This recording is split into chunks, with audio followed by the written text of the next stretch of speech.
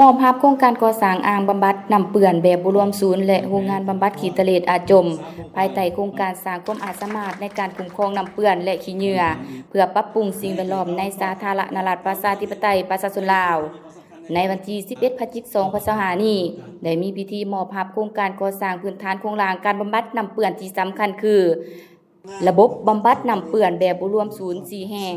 และโรงงานบำบัดขี้ทะเลอาจม1แห่งที่นครปากเซแขวงแก่นประสาท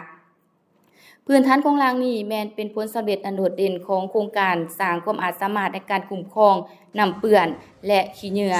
เพื่อปรับปรุงสิ่งแวดล้อมในลาวที่จะตั้งปฏิบัติโดยสถาบันการเติบโตสีเขียวสากลโดยการสนับสนุนทุนจากองค์การร่วมมือสากลของสาธารณรัฐเกาหลีพิธีมอบภาพครั้งนี้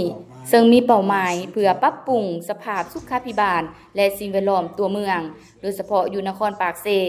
ผลสำเร็จของโครงการประกอบมีการก่อสร้างและนำใส่ระบบบำบัดน้ำเปื้อนแบบบ่รวมศูนย์จำนวน4แห่งมีความสามารถบำบัดได้790เม็ดก้อนต่อมือ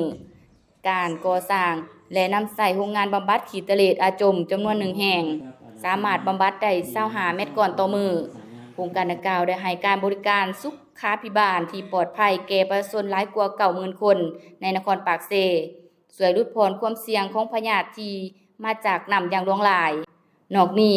ยังมีการสร้างแผนคุ้มครองน้ำเปื้อนของนครปากเซ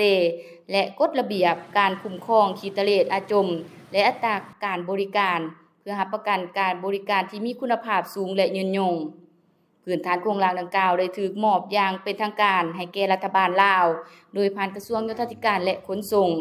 เพื่อรับประกันการคุ้มครองและดำเนินงานอย่างต่อเนื่องโดยภาคส่วนที่เกี่ยวข้องของแขวงและนครปากเซ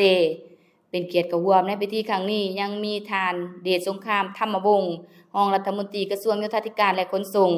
ท่านสมบูรณ์เรืองวงศารองประธานคณะกรรมการปกครองแขวงแก่นประสาทท่านนางภูวันแสนบุตรราชรองหัวหน้ากรมน้ำประปาท่านซองซูโอหัวหน้าองค์การกอยกาประจำลาว